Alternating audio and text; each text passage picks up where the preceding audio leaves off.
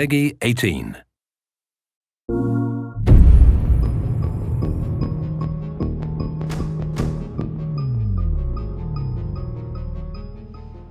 So here we are in this interrogation scene. So it's important to know that this is a scene that you may see or totally miss depending on how you played the previous scene. And for me, this was the longest series of options. Obviously, there's so many dialogue choices, so that we would record them in sequence, depending on what the player would choose. Yeah, and I remember it was one of the very first scenes that we shot, right? We shot hostage first, right? And then we shot the attic, the conclusion in the previous scene, and then we shoot this one. It's been quite a very challenging shooting for all actors. For you first, because there was a lot of lines, as you said. Also for Cornelius, because he had to express something without saying much at the beginning, and then he has more to say. For me, one of the more difficult things, Cornelius is such a powerful actor that I had a hard time not having an emotional response to what he was doing, because Connor, of course, doesn't feel for him at all, but it's very difficult to not be empathetic to what Cornelius was doing in the scene. Yeah, and here we see Connor trying different tactics, trying to find a way to make him talk, but Cornelius wouldn't say anything. So you try the nice way, you try the hard way, and of course this is the player choosing. Right. And here when we filmed this, there was, the set was a mesh table, so that they could see the markers through the table. Yep. His handcuffs were a piece of very soft rope, so that we had nothing reflective to mess with the markers. There was, of course, lines on the ground that would tell us where the doors were, where the mirror is, where we would look through and talk to Hank and the other detectives in the other room.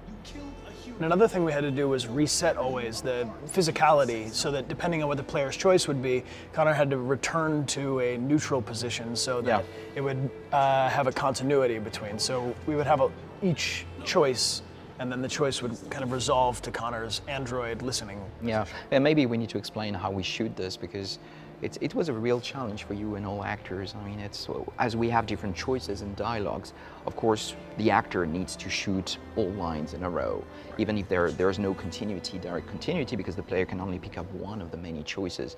So I don't know how you do to remember all these things, but you did. Repetition, over and over and over again. Yeah, you came so prepared. I mean, for this, it was really, really impressive.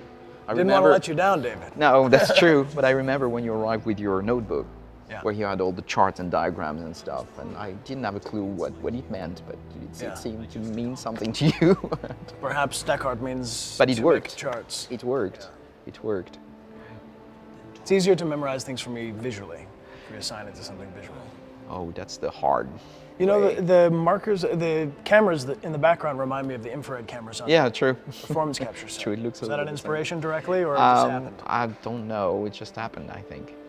I mean, this is a big opportunity for the player to determine how they're going to start to interact with the androids. I mean, your behavior in this scene might be a good precursor to the rest of the game. Yeah, and it's a nice way to for the player to create the characterization of Connor. What kind of Connor does he want? Does he want someone who is very manipulative and very nice, or very hard? I mean, what version of Connor is that? And what was nice in the writing was also to have very different emotions and have Connor switching from one intention to another, because he doesn't really feel his emotions, just fake them. So it's like he can switch very quickly from being nice to being rude. Exactly. And the stronger those choices we made on set, the more impactful is impactful a word? Yeah. The more impact the player has when they make a choice. There's more of a direction happening. Yeah, and for a scene like this, if I remember well, it took us, what, 2 days? Yeah, we shot this scene over 2 days. This was a long scene to shoot. Yeah, it's funny because the final scene is, what, 15 minutes something, and it took us 2 days to shoot the whole thing. One of my favorite things in video games is when you're designing your character. In a lot of games, at the top of the game, before you play anything, you can choose their hair, you can choose their weapons, you can build your character. And I think what's cool about this game is you take that element and you bring it over the entire script, so that in a very intimate way, you're determining not just what does this character look like, what weapons do they have, but what kind of a character does this character have, which I think is cool. So we regarding cinematography, we worked quite closely to the characters, and as the tension grows, we get closer and closer. It was nice to play with the mirrors, the mirror in the back. Yeah, the amount of detail is incredible. I mean, this blew me away. I saw a screenshot of Cornelius's character that they released, and I mean, the facial animation team did an amazing job. It's very cool. Yeah, they did. This android doesn't even have a name because his owner didn't see a person in him and just treated him as an object. One of the many challenges that I have as a writer is really to write characters that will be consistent in their characterization while offering options to the player to play with the characterization and give their own version of Connor. And that's a fascinating part of the work, but it's also a very challenging one. You don't want to offer any option that would break the characterization of a character, but at the same time you need to offer enough options to the player so he feels that he can really contribute to the story. Well, that's what I was doing with mapping it out, so that you know, traditionally you have a beginning, a middle, and an end, so that you know, even if you film out of order, where the character is in their own journey. But here we have no control over how the player chooses to express Connor. So the way I imagined it was layers in Photoshop, layers, or in transparencies on an old school overhead, so that in one scene, if he's this color Connor, and in the next scene, he's this color Connor, that as the light shines through it, depending on how you've played, you might end up with a most green Connor or a most red Connor. So I felt that was very useful to you because we need to explain that we didn't shoot in chronological order.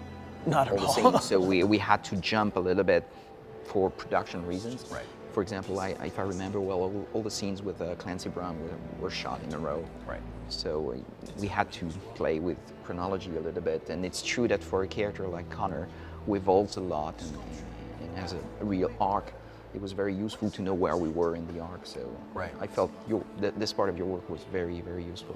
Cool, good. I'm glad. Yeah, this scene in particular was quite complex to write and to shoot. Yeah. I think it was a real challenge for both actors. Well, and this is where Connor is using most of his protocol to deal with the different tactics that he might choose, because, you know, of course we have the investigation and looking for clues. The staying on the mission element is present in all of the scenes, but in this scene we get to really go into the minutia of the interpersonal skills that would be programmed into him. So this part was a nightmare to shoot because we had all actors on set at the same time because they were all interacting together. Right. So we had 5 in a small environment and with a lot of contacts, and Cornelius trying to fight and defend himself. So, and there are many different outcomes to this scene too. Yeah, so I mean, depending on absolutely. how the player is interacting even with these guys after the interrogation is over, it could go a number of different ways. Right. And shooting all the versions, all the permutations of the endings was some work. Yeah. I don't think there is a good ending or a bad ending to this. It's like the rest of the game. There are just different versions of the scene telling you different things. Right. And I think this is one of the earliest opportunities in the game for the player to be rewarded for their empathetic tendencies. I don't know if we can include that. Absolutely. But it is a bit of a foreshadowing of the kinds of decisions you're going to have to make with Connor the rest of the game. Absolutely.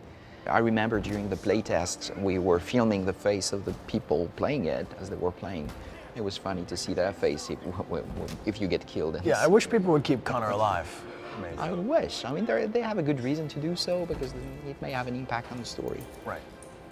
Maybe. I mean, to me, this was like a dream come true, man.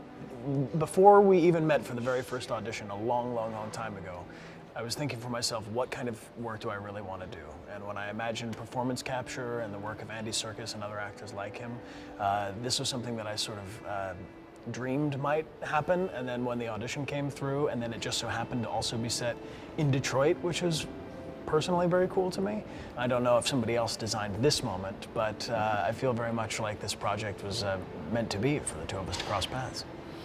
Yeah.